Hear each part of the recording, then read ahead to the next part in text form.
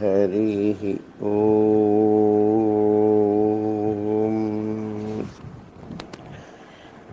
श्रीमते रामानुजाय नमः।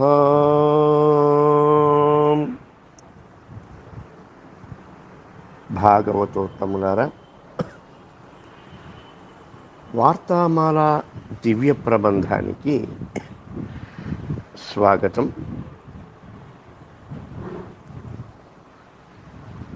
ఈ రోజున పిన్బలియ పెరుమాళ్ జీయర్ వారు అనుగ్రహిస్తూ ఉన్నటువంటి వార్తలలో మనం స్వామి యొక్క కృపా కటాక్షంతో, భాగవత కటాక్షంతో 173వ వార్త నుండి స్వామి సన్నిధిలో విజ్ఞాపన చేసుకుందాం. శ్రీయకాంతాయ కళ్యాణ నిధయే నిధయేర్థినాం శ్రీవేంకట నివాసాయ శ్రీనివాసాయ మంగళం.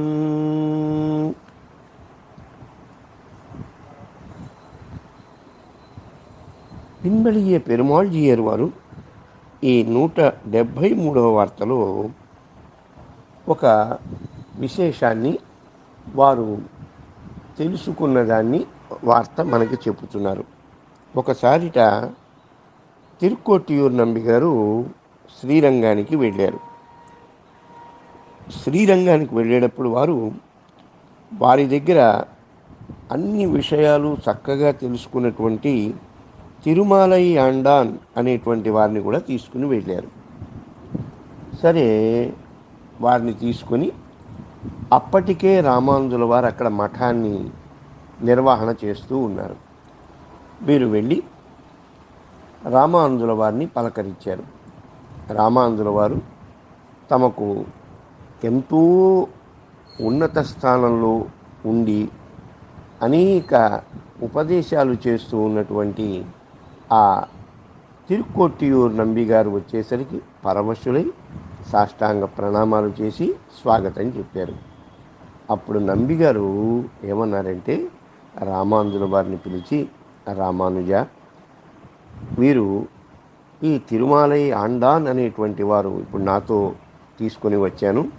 వారు మహానుభావులు. వారి దగ్గర మీరు తిరువాయిమొழிకి అర్థాన్ని తెలుసుకోండి అని చెప్పి, తిరుమలై ఆండాన్ వారిని మీరు ఈ మఠంలో ఉండి చక్కగా రామానుజుల వారికి తిరువాయిమొഴి అనుగ్రహించండి అని చెప్పి వారు వెళ్ళిపోయారు. అలా వెళ్ళిపోయిన కొంతకాలం అయింది. ఇక్కడ తిరువాయిమొഴి మహాప్రబంధం సాగుతోంది. తిరుమలై ఆండాన్ వారు రోజు కూడా బ్రహ్మాండంగా చెప్తూ ఉన్నారు. అప్పటికి మొదటి పదికం అంటే మొదటి 100 పూర్తయిపోయింది. రెండో 100లో సుమారు ఒక 30 పాసురాల దాకా గడిచిపోయాయి. తర్వాత ఆ 30వ పాసురాలు 3వ దానిలో చెబుతూ ఉన్నారు. చెప్తూ ఉంటే రోజు తిరుమలై ఆండాన్ వారు చెప్పేటువంటి అర్థాన్ని రామానుజుల వారు ఎంతో భక్తి శ్రద్ధలతో నేర్చుకుంటూ ఉన్నారు. మధ్యలో ఒక చోట రామానుజుల వారు, ఆహా, ఆచార్య తిరుమలై ఆండాన్ స్వామి, మీరు ఇలా చెప్తున్నారు కదా, దీనికంటే ఇంకొక అర్థం ఇలా చెప్తే బాగుంటుంది కదా అని అన్నారు. అనేసరికి మొదటిసారి కొంచెం తమాయించుకున్నారు, రెండవసారి తమాయించుకున్నారు. అసలే సులభ క్రోధులు ఆచార్యులు ఆ రోజుల్లో. రామానుజ, ఏమిటి నేను చెప్తూ ఉంటే ఇది కాదని మరొకటి చెప్తూ ఉన్నావే? నేను ఇది ఎవరి దగ్గర విన్నానో తెలుసునా? సాక్షాత్తు ఆళ్వందార్ల దగ్గర నుంచి విన్నటువంటి అర్థం. నువ్వు ఇంకోటేదో చెప్తున్నావే, విశ్వామిత్ర సృష్టిలాగా అని గదమాయించారు. మీరు గనక ఇలా చెప్తూ ఉంటే రేపటి నుంచి మీరు ఈ తిరువాయిమొഴి అధ్యయనం చేయడానికి నా దగ్గరికి రానవసరం లేదు అని వెంటనే కాలక్షేపం ఆపేసేటండి. నేను చెప్పనన్నట్ట రామానుజుల వారికి. ఇలా జరుగుతూ ఉంటే మరలా ఒక పర్యాయం ఈ తిరుక్కోట్టియూరు నంబి గారు శ్రీరంగనాథ దర్శనానికి వచ్చి రామానుజుల వారి మఠానికి వెళ్ళి యోగక్షేమాలు అడిగి ఆ తిరుమలయాండాన్ని పిలిచి అడిగారు, కాలక్షేపం బాగా జరుగుతోందా, ఎంతవరకు వచ్చింది అని. అంటే స్వామి ఏం చెప్పమంటారు, ఎవరికైనా చెప్పచ్చు కానీ రామానుజ స్వామికి చెప్పగలమా, వారు విశ్వామిత్రుడిలాగా కొత్త కొత్త అర్థాలు మనం చెప్పేది కాకుండా వారేదో చెప్తూ ఉన్నారు అన్నారు. ఏ పాసురం దగ్గర చెప్పారు అన్నట్టు వారు. అంటే దాదాపు 2వ శతకంలోనండి, ఆ 3వ దగ్గర 3వ పదిలో 3వ పాసురం వామనావతార వైభవం చెబుతూ ఉన్నాను. అక్కడ వీరు సమ్మతించలేదు రామానుజుల వారు అని. ఆహా, ఏమిటా పాసురం, అరియాహ కాలత్తుళ్ళే అనే పాసురం అండి అని. ఓహో, ఏం చెప్తున్నారు వీరు ఆ పాసురంలో వామనుని యొక్క వైభవం అంతా మనం చెప్పి ఇలా ఉంటుందని చెప్తూ ఉంటే అలా కాదు, ఇక్కడ ఒక ఉపకార స్మృతి కూడా ఉంది అని రామానుజుల వారు చెప్తున్నారు. వామనుని యొక్క మెడలో లక్ష్మీదేవి ఎక్కడ ఉన్నది, అన్ని అవతారాల్లో లక్ష్మీదేవి ఉంటుంది కదా అంటే రామానుజుల వారు చెప్తున్నారు, ఆ కృష్ణాజినం ఉంది చూసారా, ఆ జింక చర్మాన్ని చుట్టి చంకలో పెట్టుకున్నాడే అక్కడే ఉంది. మనకేమో అలా కనపడుతోంది. లక్ష్మీ అమ్మవారితో కూడి ఉన్నటువంటి వామనుడు అతడు ఎంతో ఉపకార స్మృతి చేస్తున్నాడు. ఏమిటది మనకి చేసింది అంటే, నిజానికి ఆ సమయంలో బలిచక్రవర్తికి వామనుడికి వాదన జరిగింది. ఆ వాదనలో బలిచక్రవర్తి రకరకాల ప్రశ్నలు అడిగాడు. ఎవరు మీరు, ఎక్కడి నుంచి వచ్చారు, మీ తల్లి పేరేమిటి, మీ తండ్రి పేరేమిటి, నీకు ఏ పేరు, నీకేమి కావాలి, ఇవన్నీ. అప్పుడు వామనస్వామి అన్ని వ్యంగ్యంగా మాట్లాడారు. నేనెవరో నాకే తెలియదు, మా అమ్మ నాన్న నాకు తెలియదు, నాకు ఒక్క పేరు కాదు అనేక పేర్లు ఉంటున్నాయి, ఎవరే పేరుతో పిలిస్తే అలా పిలుస్తూ ఉంటా, పూటకోళ్ళవాడిని, ఇక్కడ ఒక రోజు ఉంటా అక్కడ ఒక రోజు ఉంటా, ఏ ఊరని చెప్పమంటారు అని చెప్పారు. ఇవి దీనిలో ఉన్న ఈ సందర్భంలో శుక్రాచార్యుడు లేచి అన్నీ ఘోరం, ఓ బలి చక్రవర్తి నమ్మవద్దు, అతడు వామనుడు, పొట్టివాడు, బ్రాహ్మణుడు అనుకుంటున్నావేమో, అతను సాక్షాత్తు మహావిష్ణువే, నీ దగ్గర దానం తీసుకుని దేవతలందరికీ తిరిగి స్వర్గాన్ని కట్టబెడతాడు సుమా అని మాటలు పలుకుతుంటే అవి వినపడనివ్వకుండా చేసేట వామనుడు. ఇది గొప్ప ఉపకార స్మృతిలోకి వెళుతుంది. అలాగనే మనకు కూడా ఈ సంసారంలో అనేకమైనటువంటి అంటూ రామానుజుల వారు ప్రత్యేకంగా ఈ అర్థాన్ని కటాక్షిస్తున్నారు. అగో, ఇలా చెప్తారా వారు, ఇది మనకి ఆళ్వందార్లు చెప్పలేదు కదా అని నాకు కోపం వచ్చి వీరికి చెప్పడం మానివేసి అన్నారు. అప్పుడు తిరుక్కూటి నంబిగారు అంటున్నారు, అలా కాదు, అరియాకాలత్తుళ్ళే అనేటువంటి పాశురాన్ని రామానుజుల వారు ఇప్పుడు ఏది చెప్పారో మనం తెలియనటువంటి కాలంలో పరమాత్మ మనకు ఉపకార స్మృతిగానే దీన్ని అనుగ్రహించారు, ఇది ఉపకార స్మృతికి సంబంధించిందే అని నేను ఒకానొక పర్యంలో ఆళ్వందార్ల దగ్గర విన్నాను. ఇది కొత్తది కాదు సుమా అన్నట్ట. అదేమిటి, ఆళ్వందార్ కాలంలో లేనటువంటి రామానుజులు మరి ఆళ్వందార్లు చెప్పగా విననటువంటి రామానుజులు ఇప్పుడు ఎలా చెప్పగలుగుతున్నారు అని ఆ తిరుమలయాండానికి సందేహం వచ్చింది. అదే చూడండి, రామానుజుల వారు అపర ఆదిశేష అవతారం. వీరిని మీ దగ్గర కాస్త తిరువాయిమొഴി అర్థాలు చెప్పమంటే మీరేమనుకుంటున్నారు, వీరికంటే చాలా గొప్ప అనుకుంటున్నారా? చూడండి, కృష్ణ పరమాత్మ సాందీపుల వారి దగ్గర వేదాధ్యయనానికి వచ్చాడట. సాందీపుల వారు ఎంతో ఆనందించారు. అంటే చూడండి, లోకైకేశ్వరుడు కృష్ణం వందే జగద్గురు అనేటువంటి వారు సాందీపుల వారి దగ్గర నేర్చుకుంటున్నారు అంటే కృష్ణ పరమాత్మకి ఏమీ తెలియదనే అర్థం. అలా ఉందయ్యా తిరుమలయాండాన్ నువ్వు అనుకోవడం. రామానుజులంతటి వారిని నీ దగ్గర శిష్యుడిగా తిరువాయిమొഴి అర్థాలు తెలుసుకోమని నేను చెబితే వారికంటే నీవు ఎక్కువగా భావించి అని అనుకుంటున్నావేమో.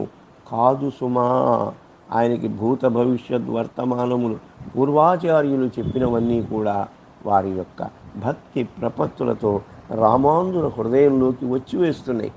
కాబట్టే శ్రీమతే రామానుజాయ నమః అంటే పూర్వాచార్యులందరూ కూడా సంతోషిస్తారు. వారి యొక్క అభిప్రాయాలు, రామానుజుల వారి యొక్క అభిప్రాయాలు వేరు కాదు అని తెలుసుకో. మీరిప్పుడు వారికి చెప్పింది చెప్తున్నాను. ఏమిటి?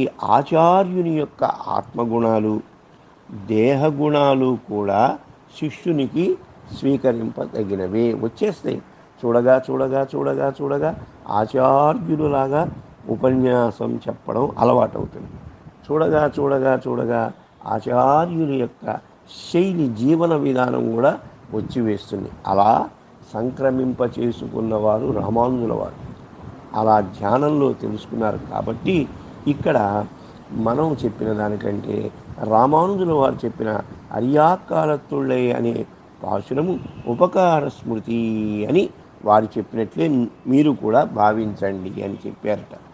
ఆ తర్వాత తిరుమలయాండాన్ వారు రామానుజుల వారికి దాసోహం సమర్పించి, మహానుభావ, మా ఆచార్యుల వారు కూడా మిమ్మల్ని ఇన్ని రకాలుగా ప్రశంసిస్తున్నారంటే మీరు ఎంత యోగ్యులో కదా అన్నారట. రామానుజులు ఆ తిరుమలయాండాన్ వారికి దండం సమర్పించి, ఆచార్య స్థానంలో మీరున్నారు, కానీ నాకు ఇలా అనిపించినని విన్నవించాను. మిమ్మల్ని ఎటువంటి విధములో అవమానం కానీ లేదా మీరు చెప్పేటువంటి అర్థాలు సరిలేవని కాదు, ఇది కూడా ఇలా ఉంటుంది కదా అని అనిపించింది అని. ఇది యామునాచార్యుల వారి శ్రీ సూక్తితో సరిపోయిందంటే ఆహా, రంగనాథ ఆయన యొక్క మహిమ కదా అని అనుకున్నారు అని ఈ వార్తలో రామానుజుల వారికి పూర్వాచార్యుల యొక్క హృదయంలో ఉన్న అభిప్రాయాలు కూడా తెలుస్తున్నాయి అని నిర్ధారణ చేశారు. భాగవతోత్తములారా, అందువల్ల శిష్యుడికి ఏమిటి? ఆచార్యుల వారి యొక్క ఆత్మగుణాలు, దేహగుణాలు అనే భేదం లేకుండా మీ అన్నీ కూడా ఉపాధేయాలే. 174వ వార్తలో ఇది తమ విషయాన్నే ఈ పిన్బెలియ పెరుమాళ్ జీయర్ వారు గుర్తు చేస్తున్నారు. ఒక రోజుట పిన్బెలియ పెరుమాళ్ జీయర్ వారు అంటే ఈ గ్రంథకర్త, వార్తామాల మనం ఇప్పుడు ఏదైతే తెలుసుకున్నాం, వారికి శరీరం అనారోగ్యమైంది. ఎలా ఉందిట? పడుకుని ఉండిపోయారు. తమ అంతరంగులైనటువంటి శిష్యుల్ని పిలిచి ఏం చెప్తున్నారంటే, ఇక నేను కొద్ది గంటలో రేపటిలోపు ఎప్పుడు పరమపదానికి వెళ్ళే సమయం ఇది, అంత్యకాలం. మీరిప్పుడు నేను పరమపదానికి పోకుండా మీరేం చేయాలి? నేను ఇంకా ఇక్కడే కొంతకాలం ఉండాలి అని నమ్మాళ్ళవార్ల యొక్క ప్రబంధాల్ని ఏళయేదలన్ అని ఆళి ఎళ చెంగుం వెల్లుమెడా అనేటువంటి పాసురాలు ఉన్నాయి చూసారా? విజయ ఘోషలతో కూడినటువంటివి. నమ్మాళ్ళవార్ల యొక్క శ్రీ సూక్తుల్ని బాగా మీరు భగవత్ సన్నిధిలో పారాయణ చేయండి నా కోసం. అలా గనక చేసినట్లయితే నా శరీరం వెంటనే ఆరోగ్యాన్ని పొందుతుంది అన్నారు. భాగవతోత్తములారా, ఇప్పటికైనా సరే మీరు ఈ ఆలియడ అనేటువంటి దివ్య పాశురాల్ని తిరువాయిముడిలో ఉంటాయి. ఒక 10 పాశురాలు. వాటిని కనుక మీరు అధ్యయనం చేస్తే ఎక్కడ ఉంటాయండి? తిరువాయిముడిలో 7వ పదిలో 4వ ఇదండి, 4వ దానిలో ఉంటుంది. గమనించండి. 7వ పత్తులు ఆళి ఎడ చెంగుం విల్లుమెడ திசை வாழி எடா தண்டும் வாழுமெழா அண்டம் மோழியெழா முடிபாதமெழா அப்பன் ஊழியெழா உலகம் கொண்டவாரே అని మొదలై కొన్నమెడుత్త పిరాన్ అడియారుడుం ఒన్ని నిన్న శటగోపన్ ఉరసెయల్ நன்னிவுனைந்தா ஓராயிரத்துளிவை வெண்ணி தரும் பத்தும் మేవి కర్పార్కే అని మనకి ఈ 7వ పత్తులు ఈ ఆయుయేళ అనే పాశురాలు ఇవి గనక పారాయణ చేస్తే మంచి ఆరోగ్యం చేకూరుతుంది. భాగవతోత్తములు దీన్ని గమనించాల్సిందిగా కోరుతున్నాం. సరైన వీరు ఆ శ్రీరంగనాథుని దగ్గరికి వెళ్ళి ఈ పిన్బడిజ పెరుమాళ్జీయర్ వారు చెప్పినటువంటి విషయాన్ని మనస్సులో ఉంచుకొని పారాయణ చేశారు. ఆ పాశుర ప్రభావం చేత వీరు తిరిగి ఆరోగ్యాన్ని పొందారు జీయర్ వారు. అప్పుడు ఈ సంగతి అక్కడ ఉన్నటువంటి వైష్ణవులు విని వారి ఆచార్యులైనటువంటి నంబిళ్ళ గారి దగ్గరికి వెళ్ళి దండం సమర్పించి, అయ్యా, జ్ఞానవృద్ధులు వయోవృద్ధులు అయినటువంటి ఈ పిన్బళియ పెరుమాళ్జీయర్ వారు తమకు ఇక్కడ ఆరోగ్యం చేకూరాలి, నాకు మరణం తప్పించుకోవాలి ఇప్పుడు అని ప్రార్థన చేశారే, ఇలా చెయ్యవచ్చునా? ఇది మన స్వరూపానికి తగినదేనా? ఆ జీవ ఉత్క్రమణం అనేటువంటిది పెరుమాళ్ళ తిరువుళ్ళం కదా, వీరు ఎందుకు ఇలా ప్రార్థనలు చేశారు అని దీనికి ఏదైనా రహస్యం ఉందా అని అడిగాట. అప్పుడు మహనీయులైనటువంటి నంబిళ్ళ గారు జీయర్ స్వామి వారి అభిప్రాయాన్ని నాకేమీ అర్థం కావడం లేదు, అయితే ఇక్కడ మనకి సర్వశాస్త్రాలు తెలిసినటువంటి పిళ్ళై ఎంగళాళ్వారు గారు ఉన్నారు, వారిని వెళ్ళి అడగండి అని చెప్పారు. సరే, హరిహరి వారందరూ కూడా ఈ పిళ్ళై ఎంగళాళ్వార్ అనేటువంటి మహానుభావుల దగ్గరికి వెళ్ళి అడిగారు. వారన్నారు, ఏమై ఉంటుందంటే ఈ శరీరం పడిపోతే గనక శ్రీరంగనాథుని సేవించాలి, ఇంకా ఇంకా సేవించాలి అనేటువంటి ఆశ తీరదు కదా, కాబట్టి ఆ ఆశ వల్ల వీరు ఇంకా ఈ శరీరం ఉండాలి కైంకర్యం కోసం అని అన్నారు అని చెప్పారు. ఆ విషయాన్ని తీసుకొచ్చి ఈ వైష్ణవులు మళ్ళీ నంబిళ్ళ గారికి చెప్పారు. ఆ నంబిళ్ళ స్వామి వారు బాగుంది, మంచి అర్థమే చెప్పారు వారు, కానీ ఇక్కడ మరొక మహానుభావులు ఉన్నారు, తిరునారాయణపురపు అరయ్య, వారిని కూడా అడగండి అని చెప్పారు. ఆ అరయ్యర్ గారి దగ్గరికి వెళ్ళి ఈ విషయాన్ని ఎందుకు గాను వారు తమ యొక్క అంత్యకాలాన్ని ఆపుకుంటున్నారు అని అరయ్యర్ గారిని అడిగారు. అరయ్య ఆరంభించినటువంటి కైంకర్యం కొనసాగనందున కాబోలు వారిట్లు ప్రార్థింపమని చెప్పారేమో అని వారన్నారు. అప్పుడు ఆ వైష్ణవులు మళ్ళీ ఈ సంగతిని నంబిళ్ళయ్య గారికి చెప్పారు. ఇదే సంకల్పమై ఉంటుందండి, ఆ సంకల్పం పూర్తవ్వాలని వారు ఇంకా ఈ భూమి మీద ఉండాలని అడుగుతున్నారు అన్నట్లుగా వారు చెప్పారని. సరే, అప్పుడు మళ్ళీ నంబిళ్ళయ్య స్వామి అంటున్నారు, ఈ విషయం ఇంకొక మహాత్ములు ఉన్నారు, అమ్మంగి అమ్మాళ్, వారిని అడగండి అన్నారు. నంబిళ్ళ వారి గోష్ఠిలోనున్నవారు ఈ విషయాన్ని సాయించగా భగవద్విషయాన్ని సేవించుతున్న వారికి ఏమండి పరమపదం అసలు రుచిస్తుందా అని అప్పుడు ఆ అమ్మంగి అమ్మాళ్ అనేటువంటి వారు చెప్తున్నారు. ఏమిటిట, అసలు నంబిళ్ళ గోష్ఠి చాలా గొప్పది. నంబెరుమాళ్ గోష్ఠియా నంబిళ్ళ గోష్ఠియా అనేవారు ఆ రోజుల్లో. శ్రీరంగనాథుని గోష్ఠి గొప్పదా, నంబిళ్ళ వారి గోష్ఠి గొప్పదా అంటే నంబిళ్ళ వారిది. కాబట్టి మనం దీన్ని అంత గొప్పగా ఏం చెప్పగలుగుతాము?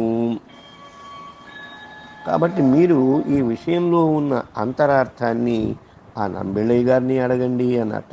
అంతటా వాళ్ళు ఏం చేశారట, పెరియ ముదలయార్ని అడగమన్నారట.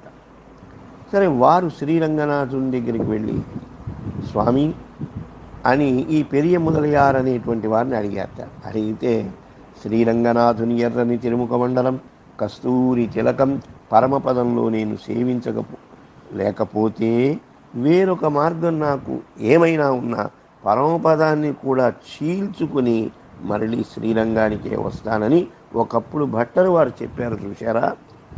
అట్లాగనే వీరు కూడా పెరుమాళ్ళ యొక్క తిరుముఖ మండలం కస్తూరి తిలకాన్ని విడిచిపోవడానికి ఇష్టపడని వారు అయి ఉండవచ్చు, ఇక్కడే ఉండాలని కోరుకుంటున్నారు అని ఈ అమ్మంగి అమ్మాళ్ అనేటువంటి వారు రహస్యముడి విప్పారు. నంబిళ్ళ గారు వీరు చెప్పిందంతా విని జీయరు వంక చూసి చిరునవ్వుతో, ఇవన్నీయును మీ అభిప్రాయానికి సరిపోతాయా అని అన్నట్ట. వీటిలో ఏ ఒక్కటిని కాదు అని నేను వారు మాట్లాడలేదు. నిజమే, మరి మీ అభిప్రాయం ఏమిటో చెప్పండి అంటే, జీయర్ వారు స్వామి దేవరవారు సర్వజ్ఞుల తమకు తెలియంది ఏముందండి, అయినా ఈ దాసుని అడుగుతున్నారా అని చెప్తున్నారు జీయర్ వారు. దేవరవారు తిరుమంజనశాలలో వేంచేసి ఉండి జలకమాడి పవిత్రమైన వస్త్రాన్ని అవసరంగా గూడకట్టులాగా కట్టుకొని పచారు చేస్తూ ఉండగా కొంచెంగా చెమట పట్టిన తిరుముఖ మండలం యొక్క సేవను అప్పుడు మీరు చామరం వేసేటువంటి కైంకర్యాన్ని వదిలి పరమపదానికి పోవడానికి దాసునికి ఇష్టం లేకపోయింది. కాబట్టే నేను ఇక్కడ ఆ శ్రీరంగనాథుని యొక్క తిరుమంజనాన్ని నేను చూస్తూ ఉండాలి అని కోరుకుంటున్నాను అని ఈ విషయాన్ని విని నంబిళ్ళ గారు స్వాములందరికీ ఈ విభూతిలో ఈ శరీరంతో ఉండడానికి ఇంతటి ఐశ్వర్యాన్ని ఉంది అని ఆనందించి చెప్పారు. అది అసలు రహస్యం. వారు ఎందుకు ఇంకా కూడా తాను ఇక్కడ ఉండాలి అని కోరుకుంటున్నారు అంటే ఈ విధమైనటువంటి దివ్యమైన భావన ఇక్కడే ఉండి ఆ శ్రీరంగనాథుని యొక్క ఆ తిరుమంజన కైంకర్యాలు చూడాలి అనే ఉద్దేశంతో శరీరాన్ని కోరుకున్నారు. కానీ మనలాగా ఐహిక సుఖముల కోసం కోరుకోలేదు సుమా అని శిష్యులందరికీ కూడా తెలియజేశాక ఇది ఈ పిన్బళియ పెరుమాళ్ జీయర్ వారి యొక్క వైభవం కదా అని అందరూ కూడా మెచ్చుకున్నారు. భాగవతోత్తములారా, ఈ రోజున 175వ వార్త ఇలా తెలుసుకుందాం. నంజీయర్ గారు భట్టర్ వారి సన్నిధిని ఆశ్రయించిన తర్వాత ఒకనాడు తమ చేతిలో ఉన్నటువంటి బంగారు వస్తువుని తీసుకుని భట్టర్ వారి పాదాల దగ్గర పెట్టారు. దాసోహం సమర్పించారు. భట్టర్ వారు దాన్ని చేతిలో తీసుకుని వీరి ముఖాన్ని చూసి, నేను ఇచ్చినటువంటి ద్రవ్యం మీద ఆశగల వీరు ఉపదేశించిన జ్ఞానము మనను సంసారం నుండి కడతీర్చున్నటువంటిది అవుతుందా అని మీరు మనస్సులో తలుస్తున్నారా? ఇది ఇచ్చాం కదా కడియం, బంగారు కడియం సరిపోతుందా ఏమిటి? ఆ జ్ఞానానికి సరిపోతుందని మీరు అనుకుంటున్నారా? అందువల్ల నాకు ఇచ్చారా అన్నారు. అంటే పాము కరచి చనిపోయినటువంటి రాజకుమారుడికి మా శ్రీరామ అగ్ని సంస్కారం చేసేటప్పుడు మంత్ర ఔషధాలు తెలిసినటువంటి ఒకడు వచ్చాట. వచ్చి, అయ్యా ఆపండి, మీ అబ్బాయిని మేము బ్రతికిస్తాము, మీ రాజ్యాన్ని నాకిమ్మని అడిగినా ఇచ్చివేసేటువంటి పుత్రవాత్సల్యం ఆ రాజుగారికి ఉంది. అయితే ఆ పిల్లవాడిని బ్రతికించినందుకు నాకేం అక్కర్లేదు, కానీ అంత అన్నం పెడితే చాలు అన్నట్టు అతను ఓరి చూసి అందరూ ఆశ్చర్యపోతున్నారు. ఏమిటి, రాజుగారిని ఎదడిగినా ఇస్తారు కదా, అన్నం అడుగుతున్నాడు ఏమిటి అని. అన్నము అతనికి ప్రస్తుతానికి కావాల్సింది ఏమిటి? ఐశ్వర్యం కాదు, ఆకలితో ఉన్నాడు ఆ మాంత్రికుడు. ఆ అన్నం పెట్టమని అడుగుతున్నాడు. ఇతని మంత్ర ఔషధానికి గల విష నివారణ శక్తి ఏమన్నా తగ్గుతుందా? ఏమండి? కాబట్టి అలాగనే అందరూ కోరుకునేటువంటి అర్థకామాల విషయంలో మాకు అపేక్ష ఉన్నదా లేదా అని కాదు, మేము ఉపదేశించేటువంటి జ్ఞానం సంసార బంధాన్ని తీసిపడవేస్తూ ఆ శక్తికి ఒకవేళ ఈ కంకణాన్ని ఇప్పుడు మీరు ఇచ్చింది తీసుకున్నా ఆ శక్తికి అయితే ఏమీ లోపం రాదు. ఆ పిల్లవాడిని బతికించడానికి రాజుగారు అనుకుంటే రాజ్యం ఇచ్చుగాక, ప్రస్తుతం అన్నం పెట్టారు కదా, ఆ ఉపకారం ఏదైనా కూడా ఆ శక్తికి సంభవించవచ్చు. కాబట్టి ఆచార్యునికి కానీ వేరొక శ్రీ వైష్ణవుడికి కానీ ఇతర సంసారాలకు వలె దేహయాత్రకు కానీ అర్థకామాల ఎడ ఒకవేళ ప్రీతి ఉంటే వీరిని ప్రకృతి వశ్యులై సంసారములు అని అనుకోక్కర్లేదు. ఎందుకని? అది కూడా వారికి అవసరమే కదా. అది ఎంతవరకో వారికి తెలుసు. అది ఎట్లంటే కామోపభోగ పరమా ఏతావదితి నిశ్చితాం అన్నట్లుగా సంసారులు అర్థకామాలు పురుషార్థమని తలచి ఉంటారు. జ్ఞానులు అవి పురుషార్థంగా భావించరు, కేవలం శరీర యాత్ర కోసమే ఇవి అని ఉంటారు. శరీర అవసానం వచ్చే వరకు సదృశం చేష్టతే స్వస్యా ప్రకృతే జ్ఞానవాన్. జ్ఞానవంతుడైన ప్రకృతికి అనుగుణంగా ప్రవర్తిస్తూ ఉంటాడు. శరీరయాత్ర కోసం బంగారమే కావచ్చు, మందులే కావచ్చు, ఎంతవరకు తీసుకోవాలో అంతవరకు తీసుకుంటారు. కానీ పురుషార్థం అది మాత్రం వాళ్ళు దాన్ని అనుకోరు. ఈ వార్త కొంచెం గంభీరమైనటువంటి విషయంతో కూడి ఉన్నది అని గమనించాలి. భాగవతోత్తములారా, ఇక 176వ వార్త ఇలా సాగిస్తున్నారు.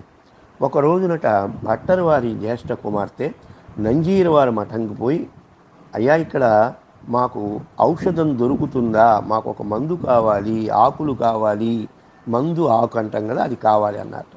అప్పుడు అక్కడ ఉన్నవారు ముంగిట్లో మాత్రం చూసి, అమ్మ ఇక్కడ అటువంటి మందులు ఏం లేవండి, అయ్యగారికి చెప్పండి అన్నారు. ఆవిడ వెళ్ళిపోయింది, భట్టర్ వారి జ్యేష్ఠ కుమార్తె.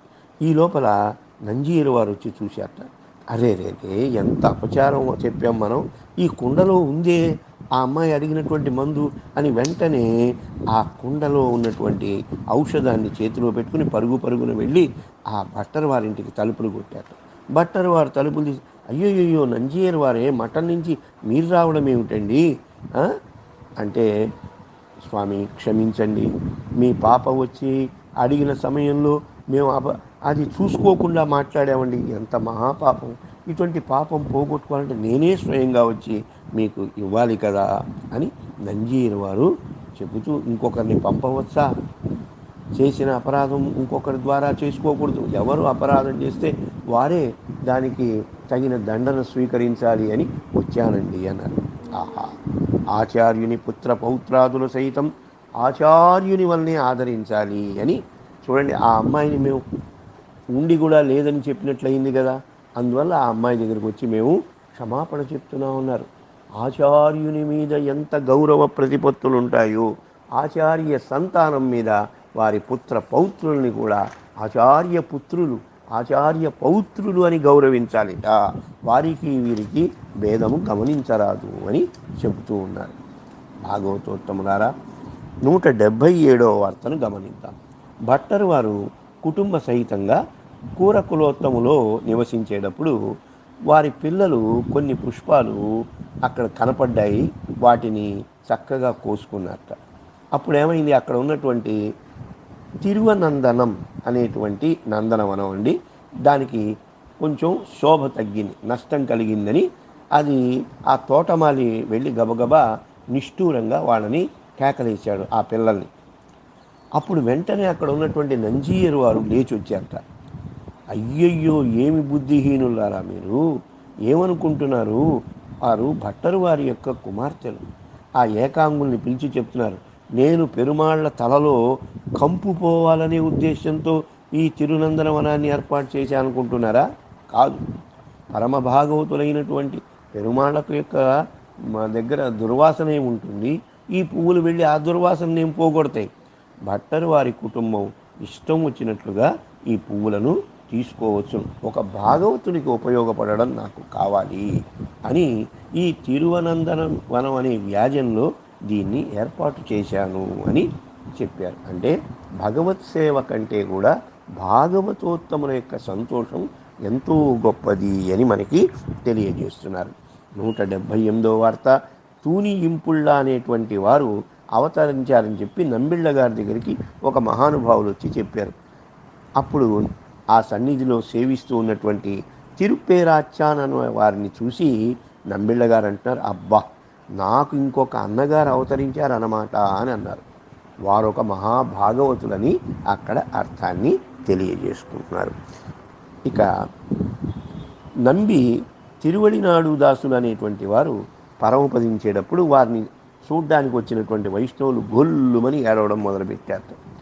చచ్చిపోయేవాడని నేను ఎలాగో చనిపోతున్నాను, శ్రీ పరాశర భట్ర వారు కాలక్షేపం చేస్తూ ఉండగా వినేటువంటి సౌభాగ్యం గల మీరు ఎందుకురా ఏడుస్తారు అని చివరి దశలో అన్నారని నంబిళ్ళ గారు చెబుతూ ఉంటారు.